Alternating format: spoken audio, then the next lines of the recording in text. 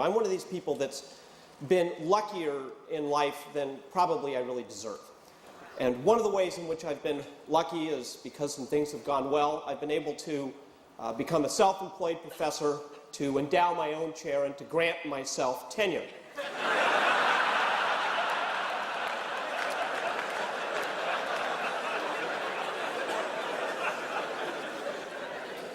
What that means is that I don't really have to do anything I don't really want to do. And I say no, or we say no. We have a council that says no to 24 out of 25 invitations to come and speak. So the 1 in 25 that we accept, there's always a reason, a very compelling reason to be the 1 in 25. And in this case, the compelling reason is this wonderful group of over 30,000 vectors, as I like to think of it. You folks are in positions of leverage and influence, kind of like major strands in the fabric of society. And through your work, whatever one's beliefs, through your work, society is stronger and people's lives are better. And the opportunity to reach 30,000 such vectors is just, the best I can say, it's a privileged opportunity. Now, I'm here, though, to challenge you. And as outstanding as your work is, as how deep and noble your motivations are, you can do better. And given the importance of your work, it is not acceptable or appropriate to be only good. You have to try to make your churches not just good, but great. And therein lies a problem. Good is the enemy of great. And if you think about it, that's one of the key reasons why we have so few things that ever become truly great. We, by and large, send our kids to good schools, not great schools. We, by and large, don't have great government because we have good government. Works pretty well. Most companies, which is what I've spent my life studying, never become great because most are quite good. And the truth is, the great society of abundance that is the modern world for many countries, the sad truth is that many people will have to get to the end of their lives and have to accept the horrifying truth that they did not have a great life or help others have great lives because they compromised, and it's so easy to settle for just a good one. Good is the enemy of great. And I'm here as a teacher to share with you some of what I've learned in now almost 15 years of research about what separates great from good, how good might become great, and in particular, a style of leadership that might be essential for making that happen. Now, my approach is empirical. I love data. I'm doing some new research right now where the raw, uncalculated data can't be backed up on a single 700 megabyte CD-ROM. And it just makes me really happy.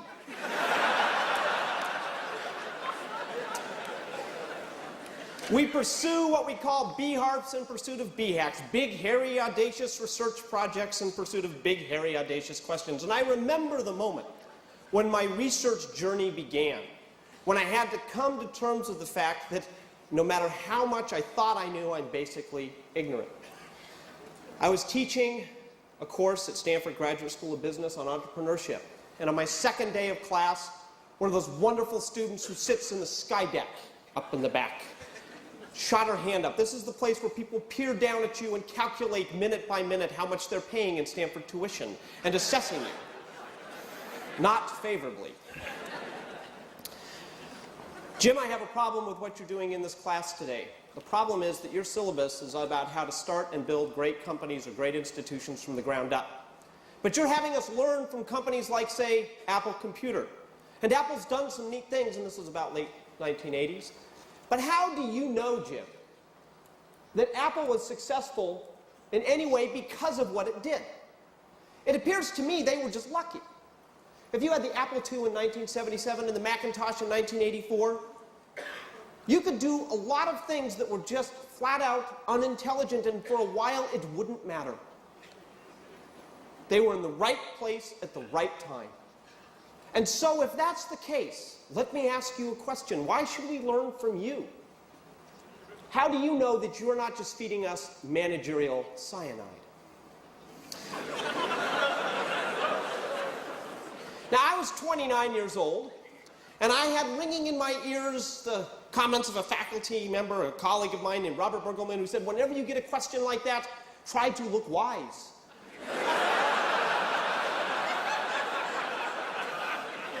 I looked 17. And so after a long, suitable, trying to look wise pause, I simply said, good question, I'll get back to you. And it was a great question, because it really planted the seeds of something that had been really bothering me, which is, how would you ever separate out the because of variables versus the in spite of variables? How would you ever know what really accounts for something being exceptional versus not? And so I teamed up with a colleague of mine named Jerry Porras, and he had a brilliant idea. He said, what we should do is look at institutions that have been successful for long enough, not years, but decades. And therefore, if they've been prosperous and exceptional for decades, we know that it couldn't have just been luck, or it couldn't have just been cheating, or it couldn't have just been in the right place at the right time. It can't even be just one great leader. If you have 5 or 10 or 15 decades of greatness. And that was the genesis of the book Built to Last, and the real key was the idea of matched pairs, comparisons, taking two companies that were in the same spot, same time, same opportunities, same resources, same moment of birth and history, like genetically paired twins. But one became great and the other didn't, like GE versus Westinghouse. And you track them over time and you ask systematically what was different over the long course of history, and you get insights about what might make a great institution. After Built to Last came out, I was really struggling with what to work on next. My wife, Joanne, we've been married almost 25 years now, gave me some very wise advice. She said, don't set out just to do another book or just to do another project to fill the void in your life of not knowing what to do.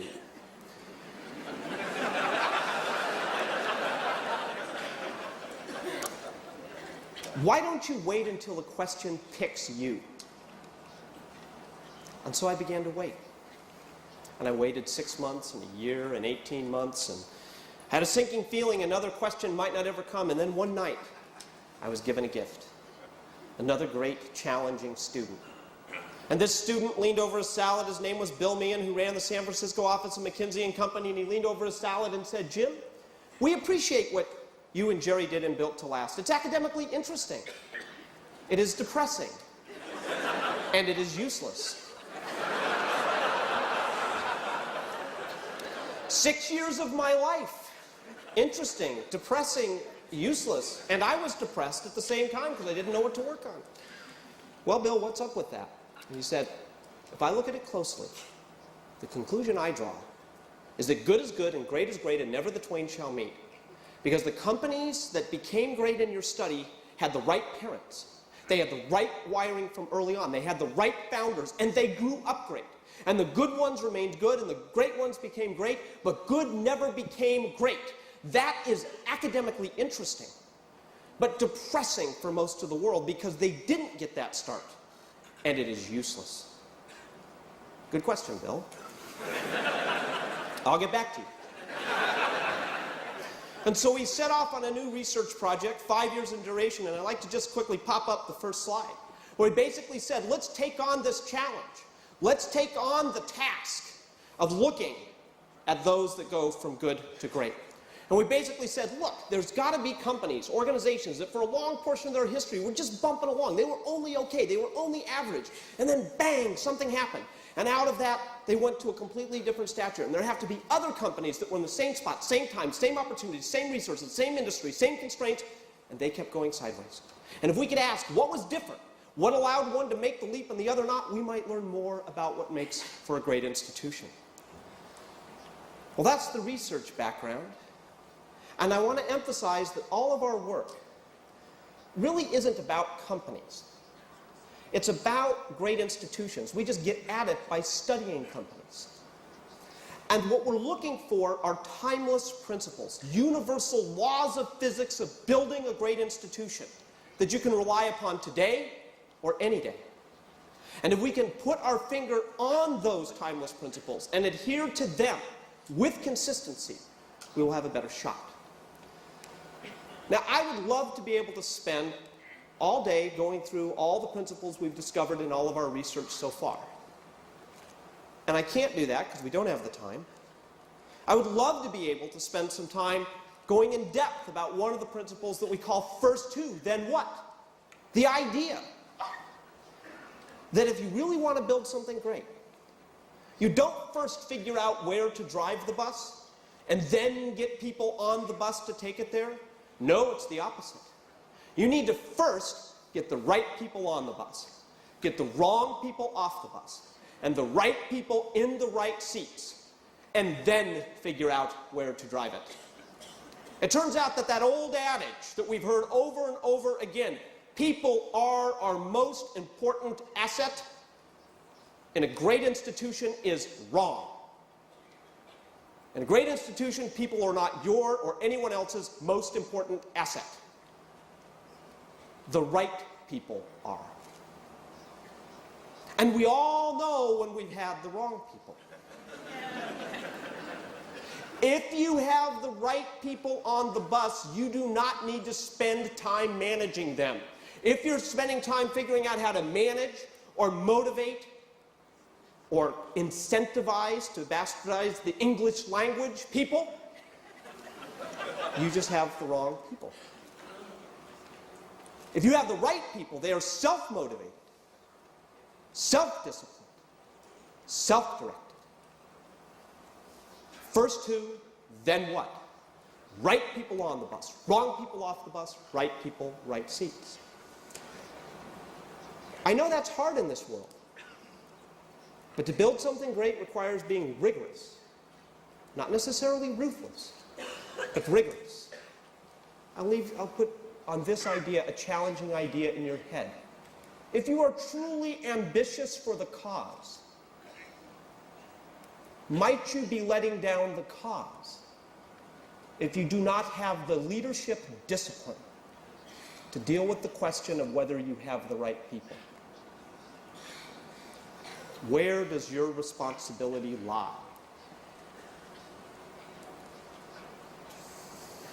I'd love to spend some time on the idea that building greatness is like turning a giant heavy flywheel, push upon push, turn upon turn. It's like Willow Creek, right? It's a cumulative momentum. What was the one single breakthrough moment for Willow Creek? Well, no, it's a whole series. I remember when I first came to the first one, I think there was just this room and a little satellite off-site place. Now we've got all these centers, right? It builds like a giant flywheel. There's no single push. It's push upon push over time, like pushing a flywheel. I'd love to be able to challenge you on the idea that you should only do those things that meet 3 tests. You're passionate about it. You can be the best in the world at it. And it fits with your economic engine. But instead, what I'd really like to do is to focus on the principle that we discovered that has most to do with leadership, that has most to do with the challenges you face, and that fits with the theme of this summit. Now I have to admit, I'm a recovering leadership skeptic. I probably spent most of my life as not even resembling a seeker when it comes to the topic of leadership. At the beginning of the Good to Great research project, in fact, I asserted to the research team, we will not have a leadership answer in this book. Highly conducive to their freedom of thought. And the reason I did that is because my view has been that leadership answers are sloppy. They are a giant plug figure for everything we don't understand. If a company or an organization does well, we say, it must have been great leadership. But then if it ceases to do well, we say, well, the leadership must not have been as great as we thought. We go round in circles. We cover up our ignorance by having the one all-purpose, simple, ready-made answer, it's leadership. And that is intellectually sloppy. And so I said to the team. So the team kind of rolled their eyes and let me have my rant and went about doing their research. And the wonderful thing about people who join our team is they're not loyal to me. They don't care what I think. They are loyal to the data and to the truth. And one day I walked into a research team meeting, and the research team had all joined hands around the table, and I thought, well, that's kind of different. Jim, today is the day that we've decided to tell you that you are wrong. What about this leadership thing that you keep telling us not to look for? We think you're just biased, and it's a place where you're not being scientific. Because we believe that the data very clearly shows leadership to be a crucial variable in whether these companies made that leap from good to great. And I said, oh, really? So let me ask you a question, team. How do you explain the comparison companies? How do you explain the fact that companies that were in the same spot, same time, same opportunities, same resources, same size, same everything, and they also had leaders, and some of them were exceptional leaders? No one can tell me that Jack Eckerd was not a leader, but it was Walgreens that made the leap from good to great. And as we look through case by case, we find leadership in both the good to great companies and the comparisons. It tells us nothing. We must ignore it. To which the team said, we thought you'd say that. So we did our homework. And here's what we've discovered in the data that you're too blind to see, Jim. Our read of the data shows clearly that all the good to great leaders were cut from the same cloth. And it was a cloth that was different than the comparison companies. The answer is not leadership, but the type. Now that got my attention. And what we found, in fact, is a unique breed, a blend, a special set of characteristics that are sort of leadership plus, that really separated those that made the companies great versus only good. And I'd like to put up on the screen the hierarchy as we came to see it. And we basically said, look, leadership is a hierarchy of capabilities. At the first level of that capability is level 1, individual skills, just your basic raw individual capabilities. And then if you're lucky, you go to level 2, you become a good contributing team member. And then level 3, you become a competent manager. And then, much of what our culture attains, you might go to level 4, which is to be a good, effective leader. But that's where most of the comparison leaders stopped. See, because what we found is that the good to great leaders went to a different level. They had levels 1, 2, 3, and 4. But there was something special, and we had to end up calling them simply level 5 leaders. We didn't know what else to call them, but it was this extra plus dimension. So what is a level 5 leader like? How is a level 5 leader different? One of my favorite examples of a level 5 leader is a fellow named Darwin Smith. When Darwin was a young man, he was told by officer training school, "You will never be a leader, Mr. Smith."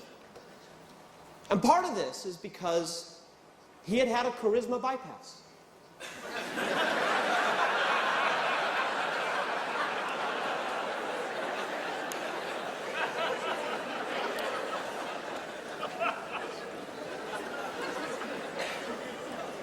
He went on and became an attorney, became a corporate counsel of a company.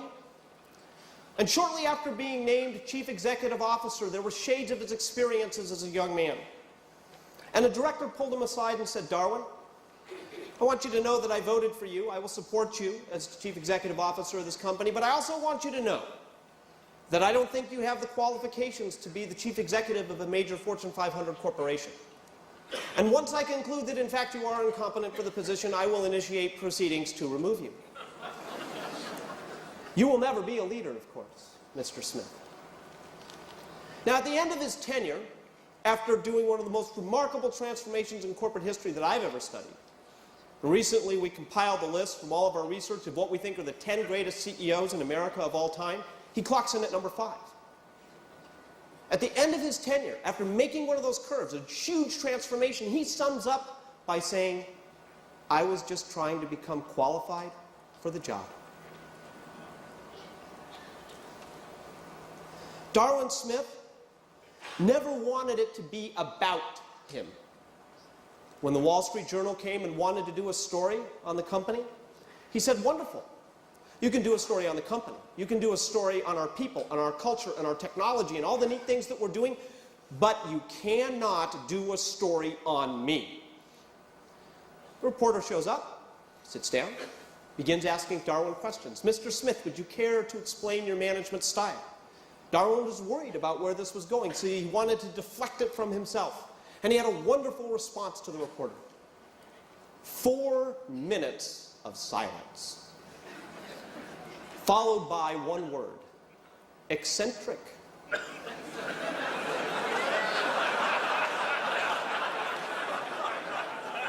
They did not do a feature story on Darwin Smith on the front page of the Wall Street Journal. Darwin had a genuine humility, a genuine sense that he wasn't the great superhero, and he knew he couldn't lead in a charismatic fashion. But if you were to mistake that humility for being a form of weakness, you would have been terribly mistaken, because hand in hand with that genuine humility was a willfulness that was absolutely terrifying. Darwin had been diagnosed with nose and throat cancer shortly after being named chief executive. He was given a year to live. He goes to the board and says, "I'm supposed to be dead in a year. You probably should know that. But I'm not dead yet." And he commuted across the country weekly for radiation therapy. Maybe it's the odds. Maybe someone was watching out for him. Maybe it was luck. Who knows? But he beat the cancer. And he lived 25 more years, 20 of them as chief executive. And shortly after he was going through the cancer, he was out one night at his farm in Wisconsin, near here, a place called Gottrot's Farm. And the way that Darwin would make his big decisions was to drive a backhoe. And he's out there moving rocks from one end of the property to another. The rocks are still there, actually. You can go out and say, well, there's one decision and there's another decision, because he would just move rocks, and they had to remove the little beep, beep, beep, because he tended to do it at 2 o'clock in the morning. So one day after moving rocks, he sits on his porch with his wife, Lois, and looks out and he says, "I learned something from my cancer. If you have a cancer in your arm, you have to have the guts to cut off your own arm. I've made a decision. We're going to sell the mills." Kimberly-Clark had spent most of its history in the forest products business. Paper like the paper you have in your laps right now.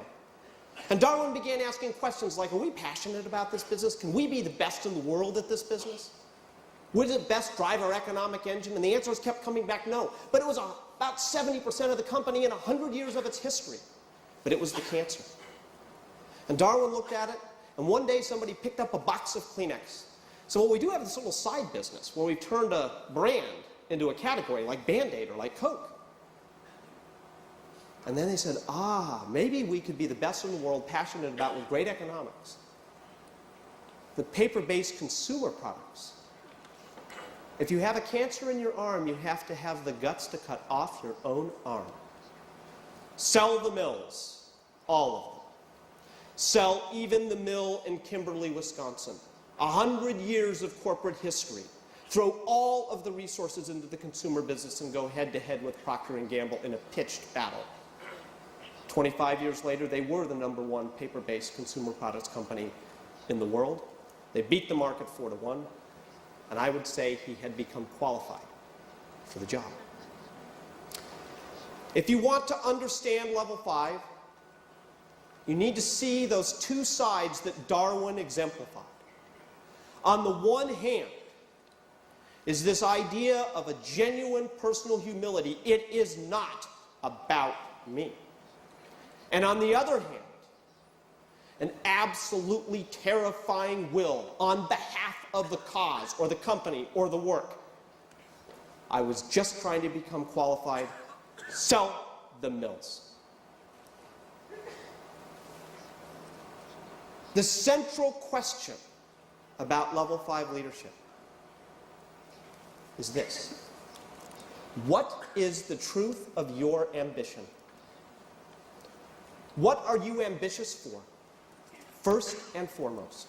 Because the definition of level 5 are leaders who are ambitious first and foremost for the cause, for the company, for the institution, for the work, not themselves.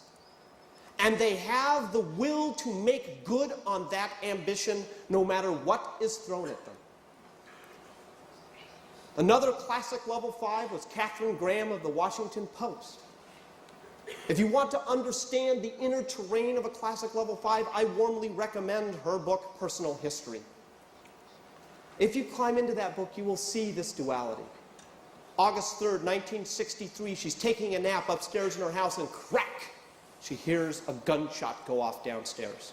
She goes downstairs, opens the bathroom door, and finds the love of her life, her husband, Philip, splattered across the floor, having taken his own life. Not only did she have to deal with that, but she had to assume burden of responsibility for the Post, a position she'd never envisioned that she would have, at a time when women didn't hold such positions. And the board turned to her and said, "Well, are you going to sell the company now?" And her response would be like Queen Elizabeth saying, "We're going to give in to France." To say that Katharine Graham was a steward for the Washington Post would be like saying Queen Elizabeth was a steward for England. Queen Elizabeth I, that is. She not only took over the Post, but she took on an ambition of saying, we're going to turn this mediocre, average regional paper into one of the few newspapers in the world that is uttered in the same breath with the New York Times. And in the early 1970s came a decision to make, whether to publish the Pentagon Papers. And of course, at the time, it was more dangerous for the Post to publish the Pentagon Papers than the New York Times. Why? Because the Times had already published and had received a court injunction, which means the Post could be seen as defying the Espionage Act, which meant that they could lose all their media licenses and that would jeopardize their public stock offering and put the company at severe risk. What did Katharine Graham do? Ambition for the cause of journalism. If you have the will, she published. She did not flinch. Her lawyer advised her not to publish. She published. Of course, a few years later, we all know the story of Watergate. We know what happened in the Watergate event. We know that Woodward and Bernstein were right. We know about the Watergate tapes. But at the time they were doing the story, they didn't know any of that. As she says, she would stand there and look at her reporters and say, if this is such a great story, why then when I look over my shoulder, are there no other journalists on our tail? She backed them. And despite severe, terrifying threats from the Nixon administration, they published. Without Katharine Graham, those things would not have happened. Most would have flinched. Most would have listened to their lawyers. But when it came time to take credit, she did not. I encourage you to read the paragraph at the end of the Watergate story of her memoir. I think the word luck or lucky appears something like 20 times. And she says, we were basically lucky this and lucky that. We were lucky we found the tapes, and I was lucky to have really good people, and lucky that. Well, yeah, you were lucky up to a point like to be Katharine Graham, too. And what that shows is a key idea for level 5 leadership. And one of the first steps to becoming a level 5 is to become comfortable with the window and the mirror. See, what we found that the good to great leaders did was when confronted with the undeniable fact of success, they would stand and point out the window to factors other than themselves, trying to pin the blame for success on other people. And if they couldn't identify a specific person, they were blaming good luck. But when things went badly, they would never look out the window. They would stand and look in that mirror and say, I am responsible. And what did we find in the comparison companies? We found leaders who, when things went really well, oh, they loved that mirror. I am responsible. I'm really good. I've written 900 pages on how good I am. Would you like to read them?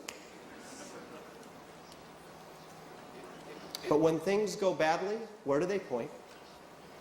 right out the window. Oh, it's the markets, or it's a difficult year, or the economy's down. That is not level 5. What is your relationship to the window and the mirror? When confronted with the undeniable fact of success, is your instinct to pin the blame for that success on factors other than yourselves? And when things go badly, is your instinct to stand in front of that mirror and say, I am responsible? And it's one of the steps in becoming level 5, and I'd like to share with you a few of the others that we've learned so far since publishing the book. After Good to Great came out, we've been asked any number of times, can you become level 5? Is this innate? Is it genetic? Can you develop it? Can you find it? And this is not an academic question for me, because I can assure you that when I wake up in the morning and I go and I look in the mirror, I do not see a level 5 staring back. I hope people can become level 5, else I am doomed.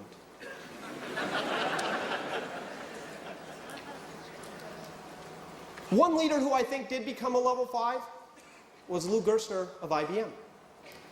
And I'd like to just quickly get the slide back up of the level 5 pyramid, because I think what Lou Gerstner did, if you trace his career, he was somebody who started out when he was a McKinsey analyst at level 1.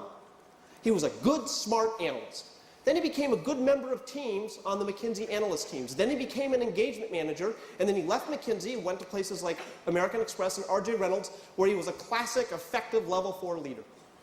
And I think for Gerstner, most of the evidence, as I see it, he might disagree, is that it was really about kind of classic, ego-driven, win-purely driven, economic-driven success. And then he took the job to turn around IBM. And at the end of his tenure, he writes a wonderful sentence. Something happened along the way I did not expect. I fell in love with IBM. And for the first time in his career, he was burdened with responsibility where making it great mattered more than his own sacrifice, suffering, and achievement. I fell in love with IBM. And it teaches two things. One, it is possible to move through those levels. And two, whether you can be level 5 is somewhat contextual. I don't think that you can be level 5 in every situation. The truth is, in order to endure the terrifyingly difficult decisions, to publish the Pentagon Papers, to sell the mills, to do all the things that Gerstner did, you have to care enough about what you're responsible for. And here's the key. You either do or you don't. And the question I'd put to you is, do you care enough to endure the suffering of being level 5 in your role? And if the answer to that is no, find another role.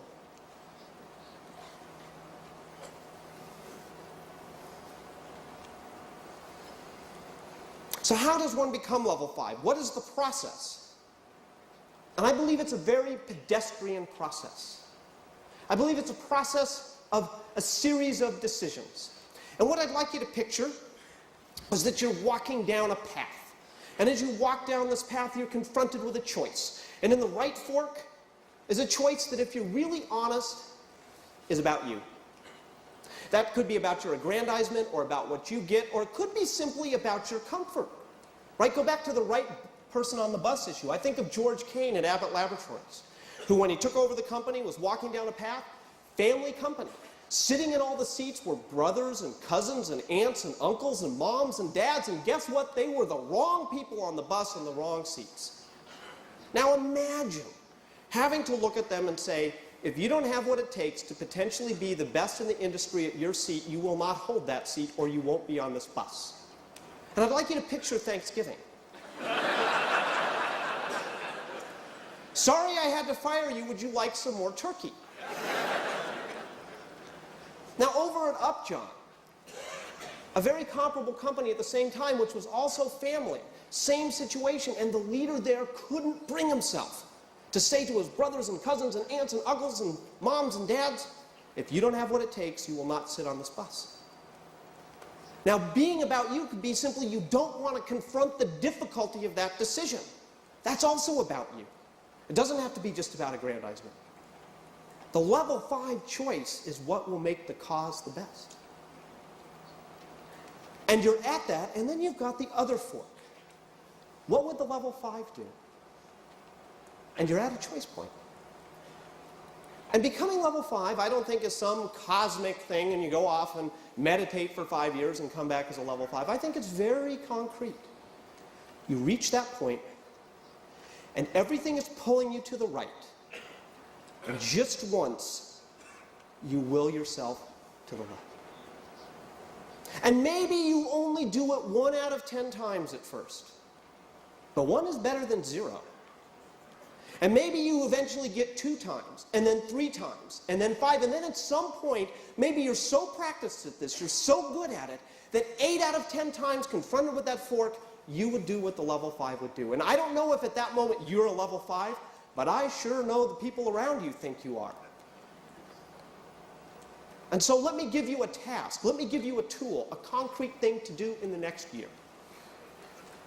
I challenge each of you to begin your own personal win-loss journal of level 5 decisions. I'd like you to actually keep track of when you're at those choice points. Note them. You don't have to share the journal with anyone else. But it's your own journal of, I was at that level 5 choice point. Today I lost. Yesterday I lost. Today I won. And get your win-loss ratio up. First, what is it? And second, make it go up. All I ask is that in the next 5 years, you get to better than 50%.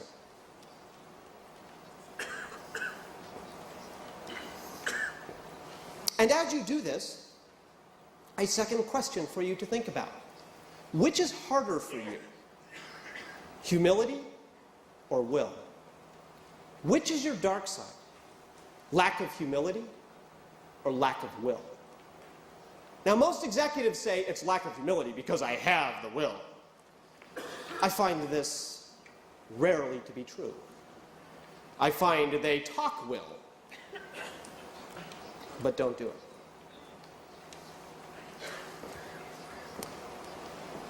Now, there's a special part of level 5 that I want to hit for this group. And it's the special topic for this group of the need to overcome the curse of charisma. I've come to see that charisma is like any other liability in life, a lisp or a limp or chronic skin disease. You can overcome it and still build a great institution. Now, this world is dominated by a lot of recovering charismatics who don't yet know that they need to be recovering charismatics. We used to think of leadership charisma as a basic asset. And if you didn't have it, you could compensate for its absence. What the data shows is the opposite. We should think of leadership charisma as a liability. And if you happen to be afflicted with that liability, you can compensate for its presence.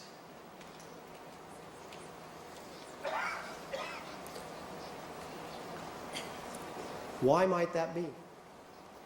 See, if you're a charismatic leader, so much depends on you as the catalytic force. And the problem is that's not sustainable. If you leave your church and it declines in your absence, you have failed.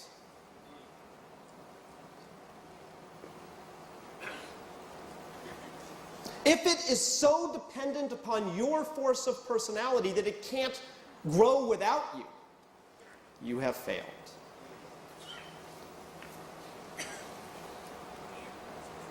Now, there's a couple things I'd like to suggest for maybe how to transcend this curse of charisma. First of all, I want to give you some hope. For those of you who are struggling with the idea of, my gosh, I've spent most of my life thinking of my charisma as an asset, now you're telling me it's a liability. That's right, I am. But it's one you can transcend. And I like to think of a really great charismatic level 5. It is possible to be charismatic in level 5. And that's Sam Walton of Walmart, because he was very much to his company what a great pastor is to a church. He was the charismatic light. He was the leader that got everything going. He was the one that everybody associated with the company. And we wrote Built to Last wondering what would happen when Sam went away.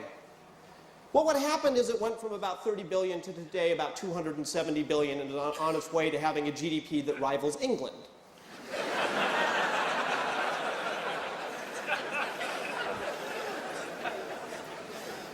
I keep thinking of a picture of the United Nations Security Council. United States, United Kingdom, France, Walmart.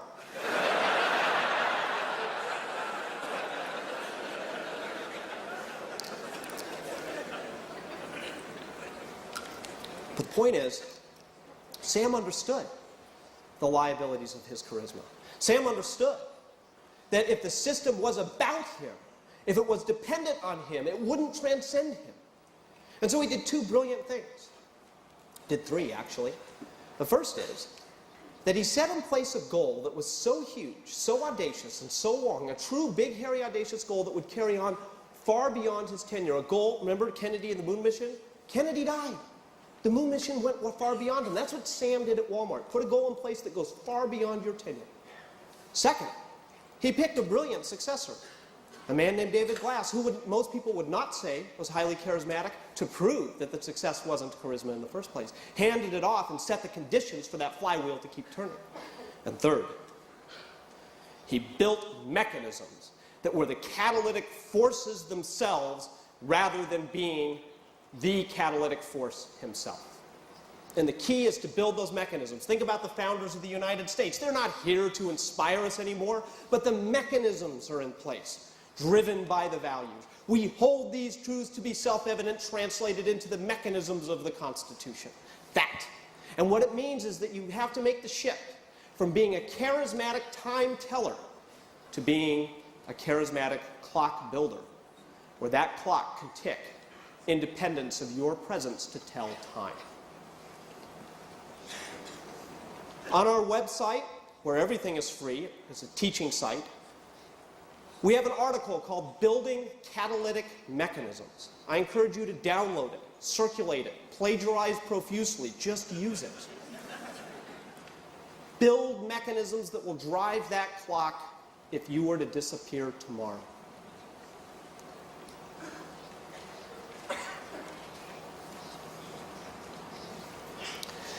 Now, I have good news and bad news in this presentation.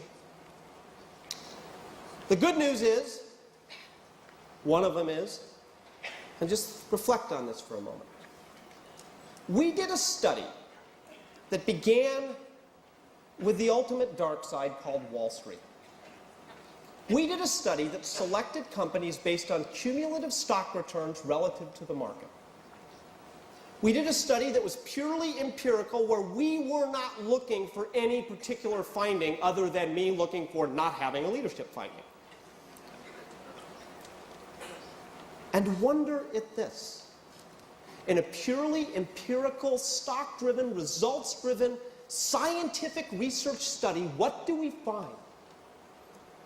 A leadership answer that has resonance with spiritual teachings of the great world religions. I have to emphasize, we were not looking for this, but the data gave it to us. I think that's cool.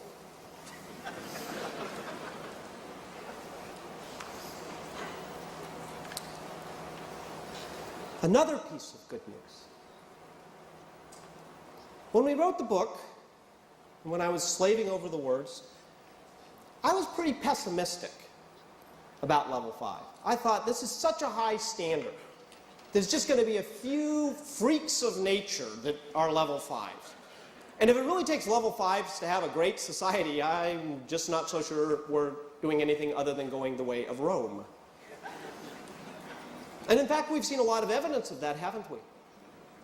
We live in a level 4 culture. We live in a culture that systematically deselects level 5. We live in a culture that reveres the non-level 5s. We have had, in the business world anyways, a generation of leadership who were ambitious first and foremost for themselves, and we are paying the price for it today.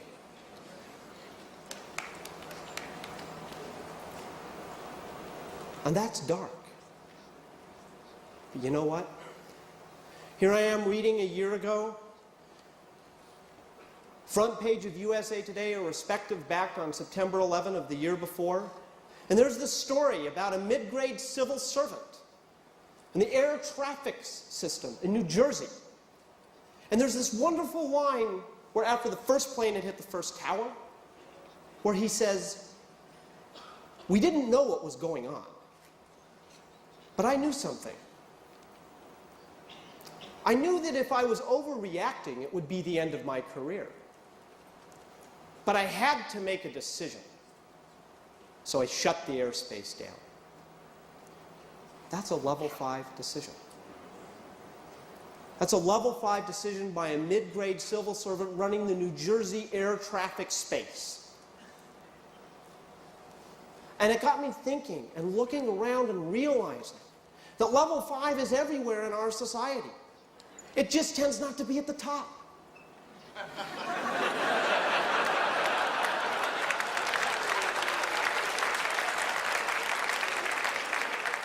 I see level 5 sports coaches and high school teachers and platoon commanders and pastors. Level 5 is the mortar that holds the bricks of society together if you look closely.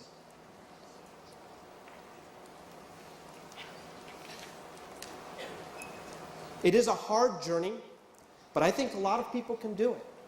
I don't know yet if I can, but I hope to. And I hope you can too.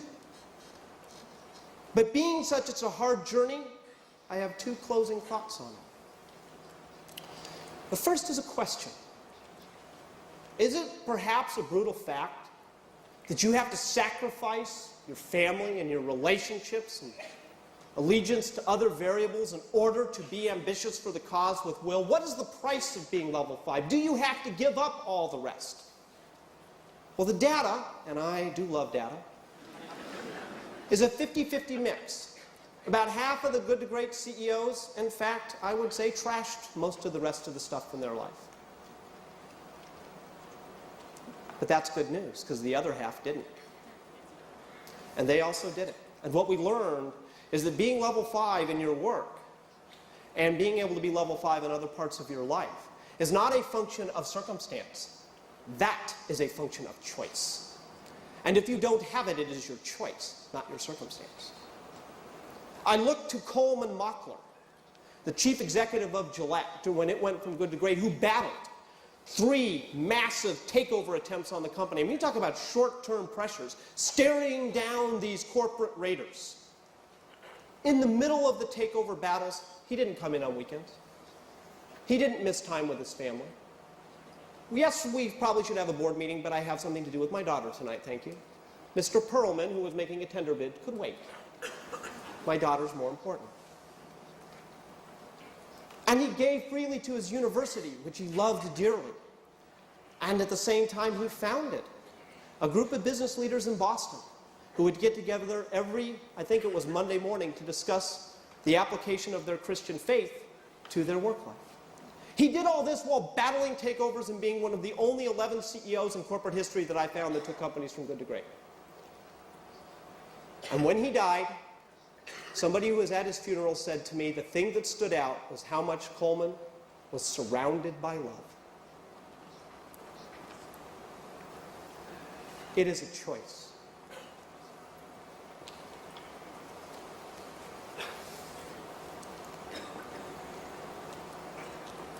And the last point I'd like to make has a story behind it. See, because I think these choices, your level 5 win-loss journal, the mechanisms you might put in place, increasing your questions to statements ratio, all of these things have behind them one really key question. And that is, what's the integrity, not of your outputs, but of your inputs? See, because I'd love to be able to come here and tell you that if you do absolutely everything we talk about in Good to Great, you will absolutely attain greatness. I can't promise that. Luck is still a variable. I would like to be able to come here and tell you that you can do everything right and be guaranteed of the outcome. In 1985, my wife Joanne won the Hawaii Ironman. Great outcome. But that's not the greatness. As she went into the race that year, she had a hamstring injury. She was only able to run 17 miles a week in preparation for the Ironman, which, as you know, is a 2.4-mile ocean swim, 112-mile bicycle ride, followed by a 26.2-mile marathon run, on the hot Kona coast of Hawaii in 100-degree heat, it is just stupid.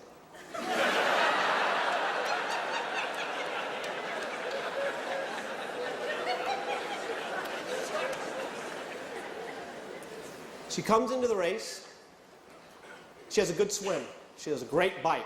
She comes off, and 10 miles into the run, she's the lead. With 16 miles into the run, she has a 10-minute lead. Only 10 miles to go. And then those 17 miles caught up, and she began to fall apart. 9 miles to go, a 9-minute lead. 8 miles to go, an 8-minute lead. And 7, 6, 5, 4, at 3 miles to go. I'm watching on the ABC camera truck at the finish line, and I see her stop dead in the lava fields. She pauses, takes a huge breath. She looks up, takes another breath, looks down at her legs, curls her fists, pounds, and she starts to run. 3 miles, 3-minute lead. 2 miles, 2-minute lead. A mile to go, I see the lead car, I see the ABC truck, and I see Joanne. Not far behind, I see second place coming. When she goes by me with a half a mile to go, she did not even recognize me. She made the turn down by the pier and crossed with something like 26 seconds to spare in a 10-hour race. A few days later, I asked her what happened at mile 3. And she said, I realized the race was slipping away. It was no longer up to me whether I would win. I knew that. And so I had to give up the need and the attachment to win. And it became a race for self-respect. And all I wanted was for the rest of my life to know that I could not have run a step faster, whether I came in first or third or seventh or 9th or 12th. And this was the key phrase. Only I would really know.